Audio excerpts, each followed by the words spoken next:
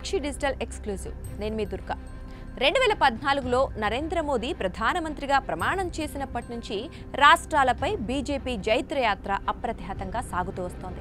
ఒడిశా లాంటి రాష్ట్రాలను సైతం కైవసం చేసుకున్న కాషాయ దళం పశ్చిమ బెంగాల్ మాదే అంటోంది.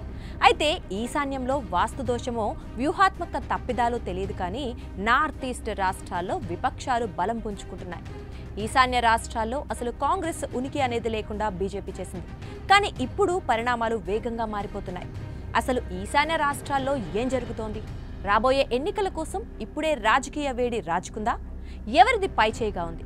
ఏ పార్టీ అధికారంలోకి రాబోతోంది? ఈ వివరాలు తెలియాలంటే ఈ వీడియోను ఎక్కడ స్కిప్ అవ్వకుండా చూడండి. ఈశాన్య రాష్ట్రాల్లో అస్సాం అత్యంత కీలకమైన రాష్ట్రం. 2016లో అనూహ్యంగా ఈ రాష్ట్రంలో అధికారంలోకి వచ్చిన బీజేపీని రెండోసారి కూడా విజయలక్ష్మి వరించింది. నిజానికి బీజేపీ ఈశాన్య రాష్ట్రాల్లో పాగా వేయడం 2016లోనే మొదటిసారి. అస్సాం సీఎం హిమంత బిశ్వ శర్మ తనదైన శైలిలో పాలనను కొనసాగిస్తూనే బహుభార్యత్వ నిరోధక చట్టం, అక్రమ చొరబాటుదారుల నిరోధం వంటి అంశాలతో వార్తల్లో వ్యక్తిగా నిలుస్తున్నారు. పౌరసత్వ సవరణ చట్టం అమలు సమయంలో విద్యార్థి సంఘాల నిరసనను సమర్థంగా ఎదుర్కొన్నారు. అయితే ఇప్పుడు మాత్రం జెన్జీ ఉద్యమాలు బీజేపీని గద్దెదింపే స్థాయిలో ఉధృతంగా మారే సూచనలు కనిపిస్తున్నాయి. ప్రముఖ గాయకుడు జుబిన్ గర్గ్ మరణంతో అభిమానుల ప్రవాహం ఉప్పొంగి కనిపించగా షెడ్యూల్డ్ తెగల జాబితాలో 6 ఓబీసీ వర్గాలను చేర్చాలంటూ హిమంత సర్కార్ చేసిన సిఫార్సు ఇప్పుడు ఎస్టీల్లో తీవ్ర అసంతృప్తి జ్వాలలకు కారణమవుతోంది. ఇప్పటికే శక్తివంతమైన బోడో తెగలోని విద్యార్థి నాయకులు ఈ నిర్ణయాన్ని బహిరంగంగా ఖండించారు. అదే సమయంలో గౌరవ్ గొగోయ్ నేతృత్వంలోని కాంగ్రెస్ ఈ అంశాలను ఎజెండాగా మలుచుకుని ప్రజా వ్యతిరేక ఉద్యమాలకు సిద్ధమవుతోంది.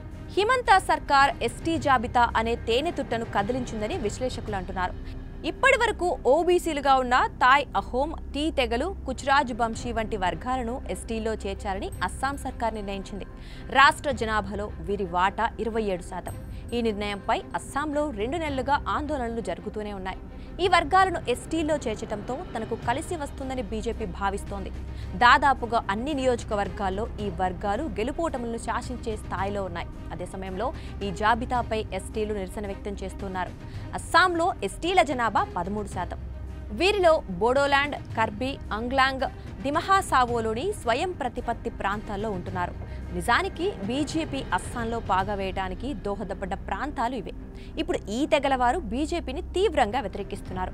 అదే సమయంలో ప్రముఖ గాయకుడు జుబిన్ గర్గ్ మరణం కూడా హిమంత సర్కార్ను చిక్కుల్లో పడేసింది. ప్రజాగ్రహాన్ని చల్లార్చేందుకు జుబిన్ది హత్యేనని ముఖ్యమంత్రి ప్రకటించాల్సి వచ్చింది.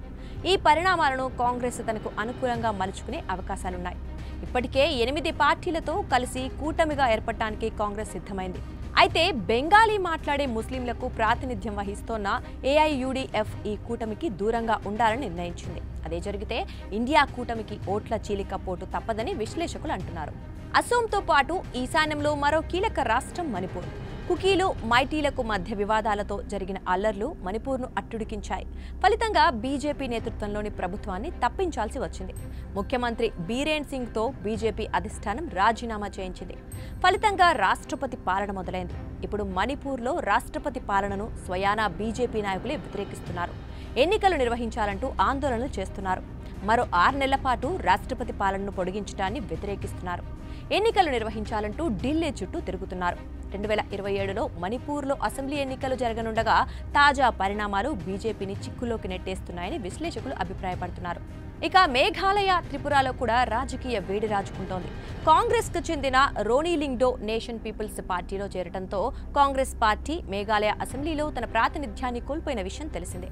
అయితే మాజీ మంత్రి ముకుల్ సంగ్మా కాంగ్రెస్లో చేరారు.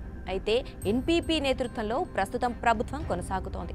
17 మంది ఎమ్మెల్యేలు ఉన్న వాయిస్ ఆఫ్ ద పీపుల్స్ పార్టీతో పొత్తుతో అధికార పీఠాన్ని చేజిక్కించుకోవాలని కాంగ్రెస్ భావిస్తోంది. అదే జరిగితే ఎన్డీఏ నేతృత్వంలోని ప్రభుత్వానికి చిక్కులు తప్పవు. అటు త్రిపురలో రాజకుటుంబానికి చెందిన ప్రజ్యోత్ మాణిక్య నేతృత్వంలోని టీఎంపీ బలాన్ని పుంజుకుంటోంది.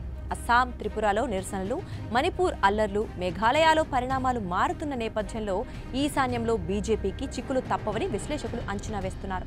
చూశారు కదా, ఇలాంటి మరిన్ని అప్డేట్స్ కోసం మా ఛానల్ని సబ్స్క్రైబ్ చేసుకోండి.